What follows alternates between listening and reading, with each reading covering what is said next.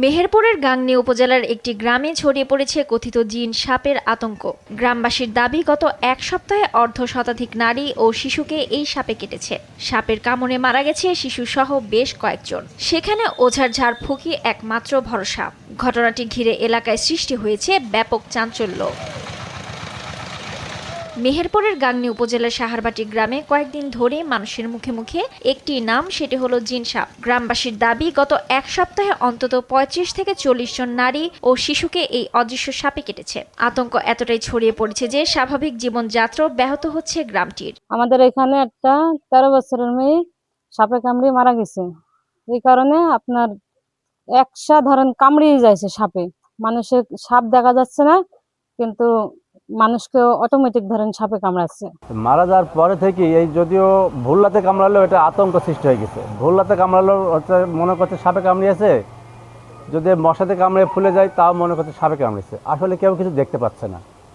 এটা আতঙ্ক ছড়িয়ে গেছে যে সাপে কামড়াচ্ছে। জিন সাপ বলে কোনো সাপই নেই। এটা একটা সামাজিকভাবে একটা আতঙ্ক তৈরি হয়েছে। এই আতঙ্কের কোনো ভিত্তি নাই, সামাজিকভাবে সচেতন হওয়ার দরকার। স্থানীয় এক ওঝার পরামর্শে বাড়ি বাড়ি চাল ডাল সংগ্রহ করে বড় বড় হাঁড়িতে খিচুড়ি রান্না করা হয়। পরে গ্রামের শিশুদের সেই খিচুড়ি খাওয়ানো হয়, যাতে কথিত জিন সাপের আক্রমণ থেকে তারা রক্ষা পায়, এমনটাই বিশ্বাস স্থানীয়দের। কিছুদিন আগে একটা বাচ্চা মেয়েকে রাত্রে সাপে কামড়িয়েছে। কামড়ানোর পরে এই যে আতঙ্ক একটা সৃষ্টি হয়েছে, কিন্তু সাপ দেখতে পাচ্ছে না, কিন্তু 20-30 জনকে কামড়ে দিয়েছে। যাওয়ার পরে এখন তো গুজব সৃষ্টি হয়ে গেছে। ওই যে আমার ওই বিটার বুকে কামড়িছে, দেখো এইদিকে কামড়িছে, আরে পাড়ার লোককে সবাই মনে হয় 100টা হয়ে গেল। 20-25 জনকে সাপে কাটেছে। এখন সাপ কাটা দেখতে চাইছি বাবু, দেখিনি জিন সাপ বলে বাবু। সাপ বলছে জিন সাপ। আমার নাতিটাকে কামড়ালো ছাদের উপর থেকে। ছাদের উপরে ওই যে পাটফুরি পালা টালা আছে, ওর ভিতরে থেকে ওখান থেকে কামড়ালো। এরপরে আবার দেখা যায় যে পাড়াতে অনেককেই একের পর এক প্রতিদিন 2-4টি করে কামড়াইতেই আছে।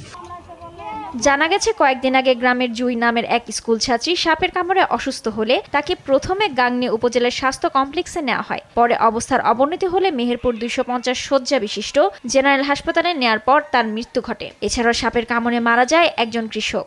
এখন কি মনে হয় যাদের কামড়াইছে তাদের আমরা বলছি যে হাসপাতালে নিয়ে গিয়ে ব্লাড টেস্ট করে দেখতে, ওরা যাইছে না হাসপাতালে, ওরা খালি কবিরাজের কাছে যাইছে। কবিরাজ মনে করেন যে তাদের সাথে কিছু টাকাও নিছে। 30-35 জনকে সাপে কামড়েছে, এখনো কিন্তু কোনো সাপ দেখা যায়নি। এই যে কি হয়েছে এইটি তো আমরা বুঝতে পারছি না। এরপর থেকে একের পর এক সাপে কাটার ঘটনার খবর ছড়িয়ে পড়ে পুরো গ্রামে। তবে হাসপাতালে চিকিৎসায় নেওয়া কয়েকজনের শরীরে বিষের কোনো অস্তিত্ব পাওয়া যায়নি বলে জানিয়েছেন চিকিৎসকরা। নদীর ধারে মাছ ধরতে গেছিলাম, ডেঙ্গে এসে সাপ আমার ছাগল আবার দড়ি পাটে লাগিয়ে দিছে, দেখান পাটে। আমি ঘুরাই যাই, দেখি যে আমার এই পানের পা ভরি, দেখি জল আর মানে শুকনো জায়গায় উঠি দেখছি এই রক্ত। তখন আমার একটা সন্দেহ সাপে কামড়েছে বিছানায় হানে। তারপরে হসপিটালে নিয়ে যায়, ডাক্তার বলে যে হচ্ছে বিষ নেই, সাপেই কামড়েছে, কিন্তু অত বিষ নেই। ডাক্তার তো আগে থাকতে বলে নাই যে অন্য জায়গায় নিয়ে যাও, কি ভালো কি মন্দ। মেহেরপুরে হসপিটালে, সদর হসপিটালে দিয়ে ওখানে ধরেন দিল ইঞ্জেকশন ভ্যাকসিন দিল, ওখানে আর টিকাট পারলো না।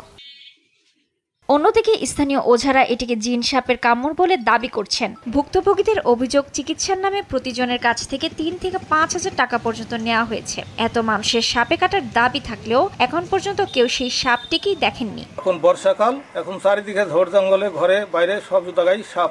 এক বছরে আমি 200, 250, 300 পর্যন্ত ধরলাম। এবছরে 60-70টা ধরলাম। আজকে 7টা হয়ে গেছে, একটা আসবে।